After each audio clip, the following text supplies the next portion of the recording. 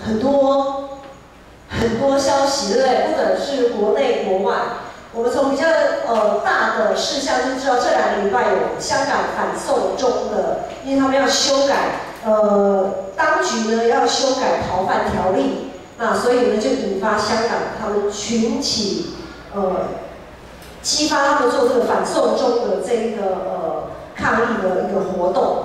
因为他们的司法体系要被瓦解，所以他们要去维护哈。那对台湾来讲呢？台湾来讲，其实台湾一直在内政外交上面，一直都有很多的冲突，那也有很多需要调整的地方。那特别在最近，我们知道高雄有登革热的问题，还有什么秋行菌虫，我还第一次听到，有秋行菌虫的肆虐，对于农产品有很大的一个影响。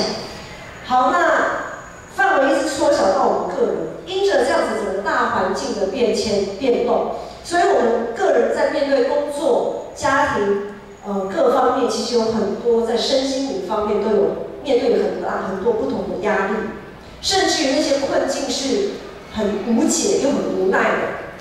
诗篇20篇他在描写的一个背景，那个陈汉可以放在那个经文那边。诗篇20篇所讲的这个背景呢，它可能有3个面向，它是群体性的。它这个背景可能是那个时候以色列百姓还在埃及为奴的时候，他们为奴嘛，就是做奴隶做得很累很凄惨，所以他们呼求，然后就后来摩西带他们出埃及，就可能他的背景呢是在讲以色列人他们在埃及成为奴隶的那个时候。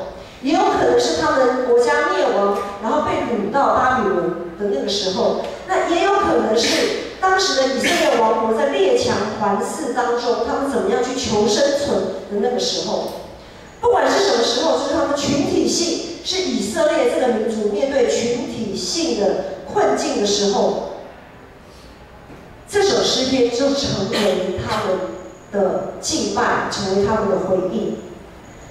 他们相信，他们在那个时候，他们的信仰有觉醒。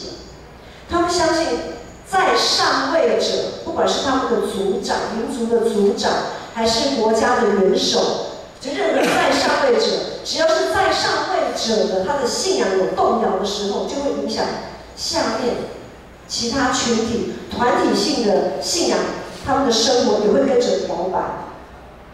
个人跟团体的患难总是交织在一起，就像我们现在世界地球村的，不可能说香港的事情跟我无关，大有关系啊！你不要说南部登革热跟台北无关，也很有关系，对不对？已经没有什么事情是可以个人自扫门前雪的那个时候了。个人跟群体性的苦难是完全脱离不了关系。所以诗篇20篇就是一群公民，当时的以色列百姓在信仰觉醒时，他们面对内忧外患所做的回应。这首诗篇我们来看，其实这首诗篇本身就像是一场礼拜，它有分成3个部分。第一个部分是第1节到第5节，就是他们对群体、对上帝的敬拜跟仰望。第1节到第5节，特别我们来看，第1、2节。1、2节说：愿耶和华在你遭难的日子应允你，愿名为雅各上帝的高举你，愿他从圣所救助你，从西安坚固你。有没有看到一些关键字？就是上帝，他们相信，他们仰望这个上帝是在你遭难的时候会怎么样？会救助你的，会坚固你的。这是他们的仰望，这是他们的期盼，他们的敬拜。然后接着在第3、第4节。当我们在敬拜神的时候，我们要预备祭物，好，特别是君王，他们全群体在献祭的时候，君王是他们的代表。好，所以呢，接着他们第3、第4节说，愿纪念你的一切贡献，悦纳你的燔祭。他们希望君王所献上的这一些燔祭，这些祭物是能蒙主喜悦的。将你心所愿的，并且呢，这位上帝可以将你心所愿的赐给你，成就你一切的筹算，就是把一切都献给主，不管是看得到的祭物，还是他心里面的那个盘算，全部都献上给神。再来第5节，第5节是带出最有有信靠的那样子一个祷告跟献祭，就是我们要因你的救恩夸胜。战争还没开始哦，但是他们就要夸胜，他不是胜利而已，要夸大、夸示，要夸胜。我们要因你的救恩夸胜，要奉我们上帝的名树立旌旗。这个旌旗啊，在我们看一些古代的战争片，古代战场都有，在打仗的时候都会有一个人是专门掌旗的，对不对？掌旗上面都有一些元帅的，比如说杨家将他们的旗子上面是写什么？羊嘛。好，杨家军啊，他们元帅其实写的羊。好，问题来了，请问今天我们在教会，我们要出征，我们教会的旗帜上面写的应该是什么？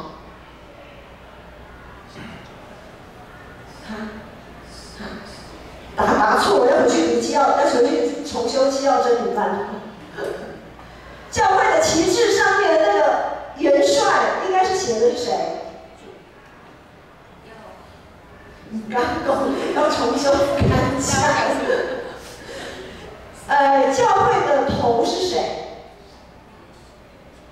上帝，基督，对不对？基督是我们的元帅啊，所以那个旗帜上面就是写基督啊。如果真的我们要打一个掌旗的人，那个元帅的其实是基督啊，就是对于我们新人来讲都是基督，但是对于旧约来讲呢，他们的就是上帝嘛，所以他们是奉上帝的名树立旌旗啊。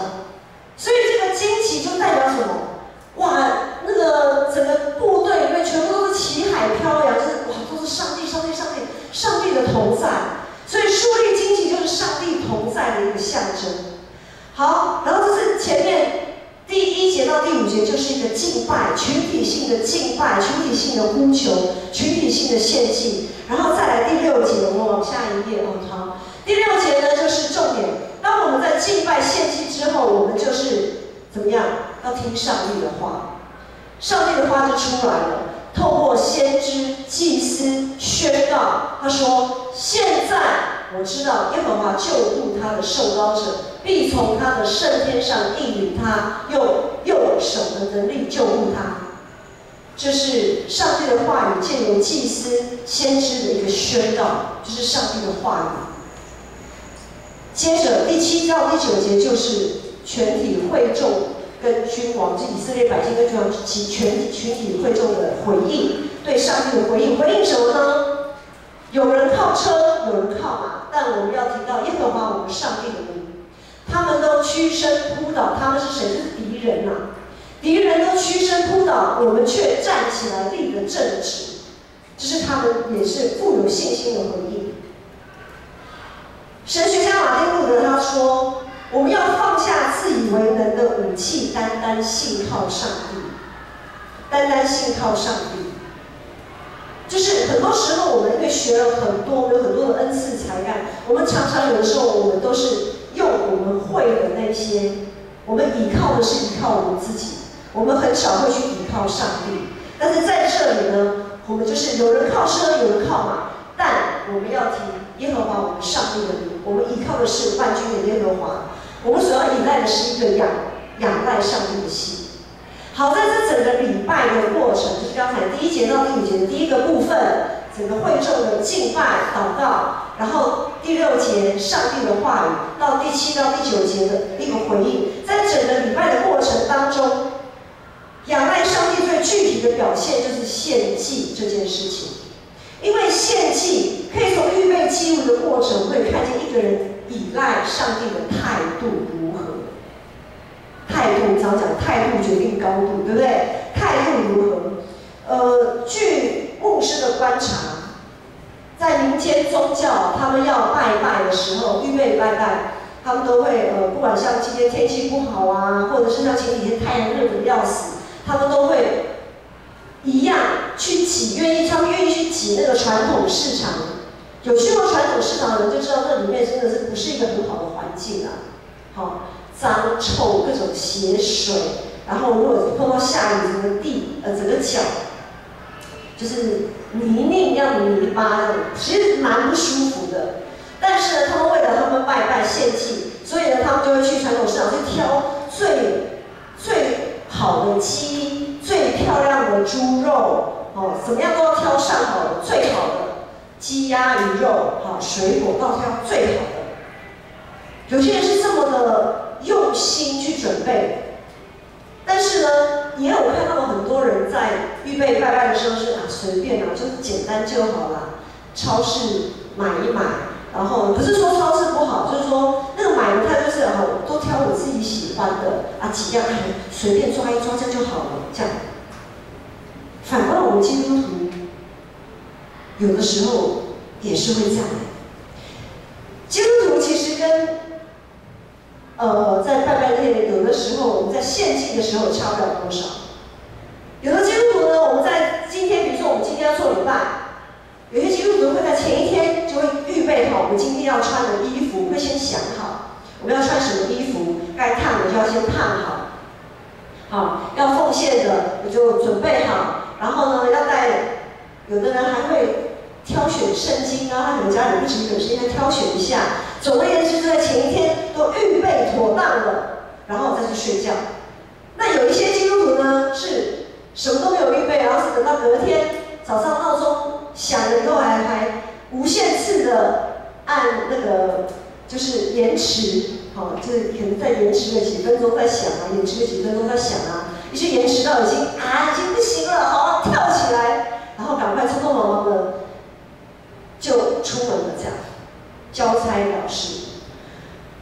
我们在献祭之前，我们在敬拜上帝之前，我们是恭敬的预备，还是可有可无？或者讲得更难听一点，就是我们只是把剩下的、残余的，就好像我们吃那个厨余我们是不是把那些厨余献给上帝？第三节，今天经文的第三节说到，往前一页，第三节说，纪念你，愿上帝纪念你的一切贡献，悦纳你的燔祭。我们所献上的是要上帝可以纪念悦纳的，我们要献上什么？上帝所喜悦的献祭是发自内心，把自己剖开，毫无保留的献祭。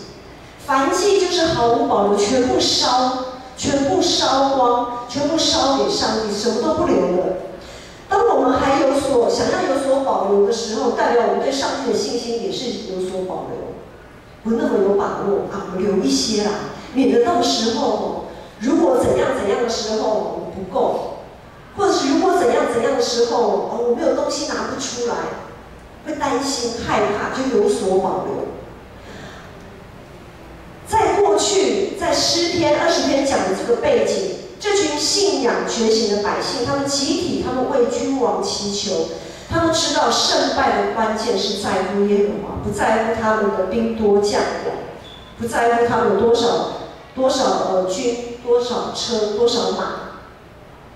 在过去，当耶稣那个时代，当耶稣面对一群被罗马政府统治、被殖民的，只是一直想找回国家认同的那些以色列百姓，他们一直想要复兴，想要再一次的独立。但是耶稣在那个时候试图转移他们目光的焦点，耶稣毫无保留的献上自己，被钉在十字架上，为的就是要让他们的信仰也能够觉醒。他们所要求的国不是地上的国，所要求的复兴也不是地上的复兴。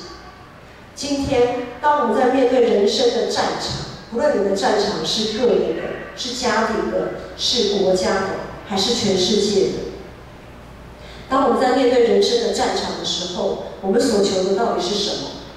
是个人的胜利吗？还是上帝国群体性的胜利？当我们在面对生活中的战场，我们的身份是什么？我们有没有意识到我们的身份是什么？如果以国家来讲，我们的身份是既得利益者，还是敦促、监督整体进步的那个斗士，还是闷不吭声、任劳任怨的那个角色？那以在我们工作职场来讲，我们的身份是主管，是高阶主管吗？是老板吗？还是夹在中间里外不是人的中间主管？又或者是受雇于某家公司的员工，更或者是我们只是聘雇工。那在家庭里面，我们又是什么角色？在家庭里面，我们是司令官的角色呢，还是传令兵，还是常常要清除地雷的工兵，又或者只是残兵败将？在信仰上，我们的身份是属于在天上的还是地上的？是属于圣灵的还是属于肉体的？其实有很多的身份都在我们这个人里面交织，不断的交织。生活中的战场随时都在，我们每一天从睡眠当中醒过来，眼睛一睁开就是面对战场。可是有的时候，我们第一个要面对战场，要出征前，我们第一个要问的，我们第一个要问的是：我们跟上帝靠得有多近？我们跟上帝的关系有多好？现在即便当兵，可能也没有上战场的机会了。我们可能看一些武打片啊，比较会知道说，当我们在战场上的时候，跟你可以背靠背一起作战的人是谁？是你最信任的人，对不对？你只会跟你最信任的人背靠背，而且你不会一直回头去，还要去照顾他的需要，你就会很专注的面对你前面的敌人，因为你知道你后面有一个值得你信赖的人，他会保护你的背后，你不用再去一直回头去担心、去分析你背后的那些敌人。好，今天我们有没有去试着去想过？我们可以跟我们的上帝背靠着背一起作战。我们跟上帝有这样子的关系吗？其实很多时候不是上帝不保护我们，而是当我们跟上帝背靠背的时候，可能我们一时之间，一开始我们知道上帝我们要依靠你，我们要靠着你的背跟上帝背靠背。可是呢，在做的过程当中，我们就自己怎么样？又靠着自己的能力，就冲右边，又冲左边，又冲到处乱冲，已经把上帝不知道甩到哪里去了，然后才说：上帝你怎么在我们后面啊？很多时候不是上帝不管我们，而是我们根本不愿意靠着上帝，我们不愿意靠着他。出征前要做的准备，在今天的诗篇20篇写得非常的详细。第一个就是敬拜跟献祭，我们要每一天的一大早，我们要赞美上帝，确信上帝信任我们，他已经将今天我们会去面临的战场，他交给我们，因为我们是他拣选的。我们是不是有将自己当作羔羊献给他？是不是为了上帝而战？我们是不是为上帝而战？如果今天我们没有带着上帝去出征，我们所做的一切的成就努力都是世界的，搞了半天，忙了半天，我们在为撒旦工作，多划不来啊！我们有没有带着上帝一起出征？然后呢，当我们敬拜、祷告的时候，接着我们要听上帝的话语。我们要听上帝的话，就像今天的第6节。第6节说，现在当上帝如果告诉我们说，我知道耶和华救护他的受膏者，用右手的能力救护他，我们就会有力量。上帝的话语会成为我们今天一整天面对战场的时候，它会成为我们的力量，成为我们的安慰，成为我们的扶持。接着读完圣经之后，我们就要祷告。我们是不是有为我们的国家元首祷告？我不管你是什么党派的，国家的元首就是上帝，他允许他这个时候成为我们的元首的话，我们举例来说，现在就是蔡英文，不管你喜不喜欢他，就好像扫罗，我们也知道扫罗到后来是怎么对大卫的，他是怎么样晚节不保的，但是他就是上帝所拣选的君王。大卫，即便扫罗这么的逼迫大卫，大卫还是尊敬这位扫罗。他不是尊敬扫罗本身，他是尊敬拣选扫罗的那个上帝。我们是不是有为我们的国家的元首祷告，为我们工作的老板祷告？即便你的老板实在是你觉得他实在不怎么样，但是他就是你的老板，你就为他祷告。你是不是有为你的家庭祷告，为牧师祷告，为你自己能够信靠上帝，树立旌旗呀？你要为他们，在他们的四围都插上旌旗，要让他们知道说，今天蔡英文你是属于上帝的。我们怎么知道上帝是不是会用万有去告诉蔡英文什么事情，然后让蔡英文可以做一个决策，是跟上帝靠近的决策？上帝不是只有基督徒的上帝，他是统管万有的上帝，他是信主的人的上帝，他也是未信者的人的上帝。不一定蔡英文他不一定，我们也知道他什么神明都拜，但是上帝就是会利用，当我们为他祷告的时候，当我们为他祷告，他可以行公义、好言、存谦卑的心的时候，说不定就会有人在旁边提醒他：你就应该要这样做，你不应该那样做。谁知道上帝的作为是我们超过我们想象，但是问题是我们有没有祷告？这3件事情都是我们可以努力的。其实我们每一个当下的努力都可以改变未来。不要小看我们的力量，我们就拿香港反送中的这个公民运动来讲好了。公民意识的觉醒对国家的发展是很关键的一件事情。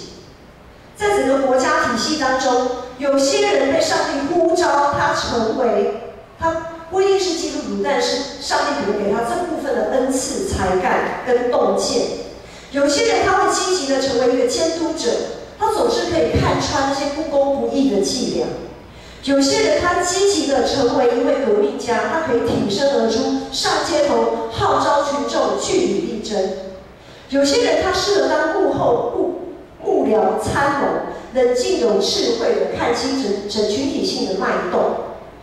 有些人是在两造当中尽力取得平衡，共创双赢的沟通协调者。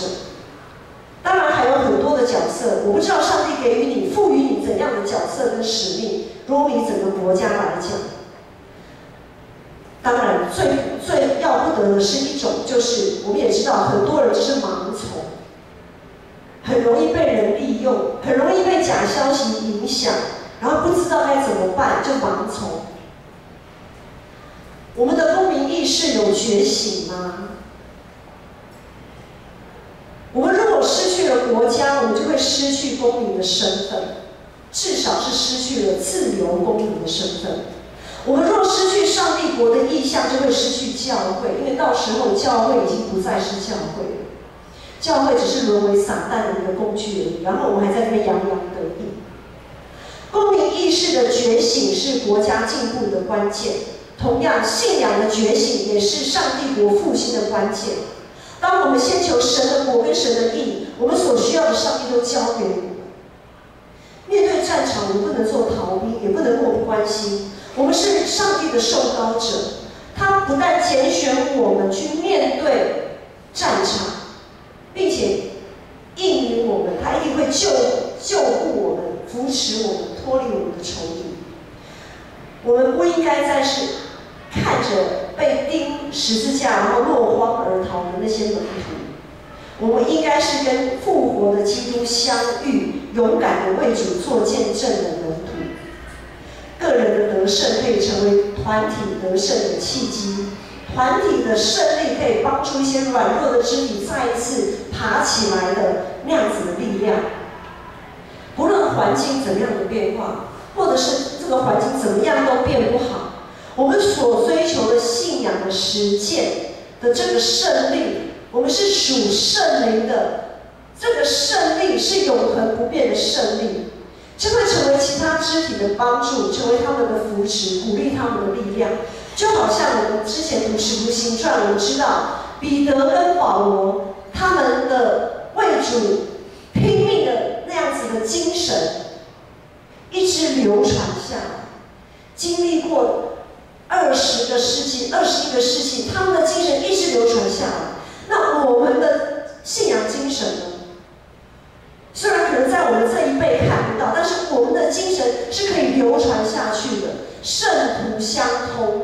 我们在用《使徒信经》在告白我们的信仰的圣徒相通，就是这样来的。历届的众圣徒就是靠着圣灵一代一代一代那样子的信仰精神，一代一代的传下来的。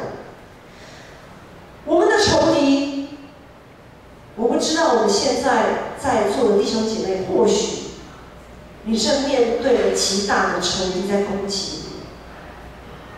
或许这场战事，这个战争，你已经打了很久，打得很辛苦。不管是属于你个人的，属于家庭的，属于工作的，甚至于你看到国家的现况、世界的现况，你很痛心。你已经为他祷告了很久，但是就是没有办法改变什么。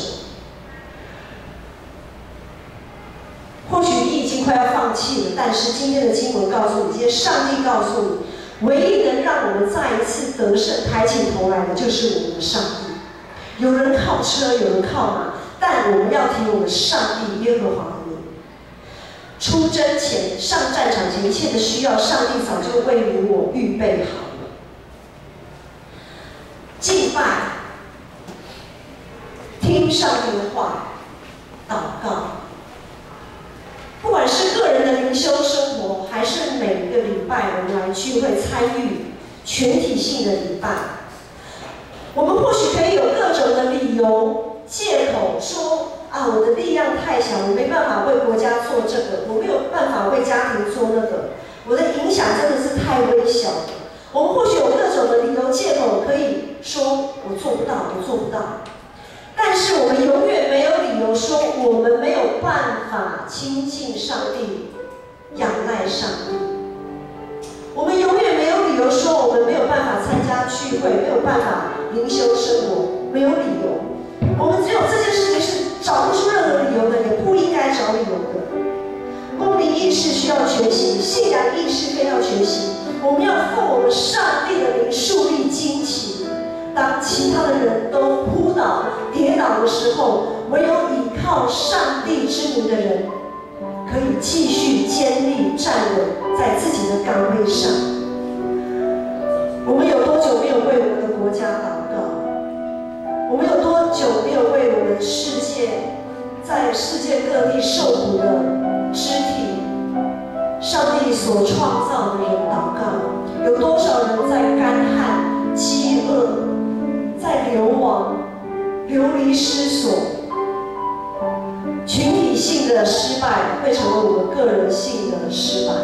我们唯有求群体性的胜利，上帝国的胜利，我们才能夸胜说：主啊，今天感谢你让我们战胜了这一场这么美好属灵的征战。我们用这首诗歌，我们一起起立，我们来回应。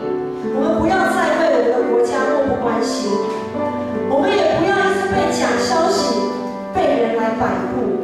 很多时候，我们可能会看某些人像偶像，看得比上帝还要高。我们要转离这一些世上的眼目，我们不要再汲汲营营在自己的成就。很多时候，我们要看见更广阔，因为我们是基督徒，我们是上帝国的子民，我们要看见的是上帝国的胜利。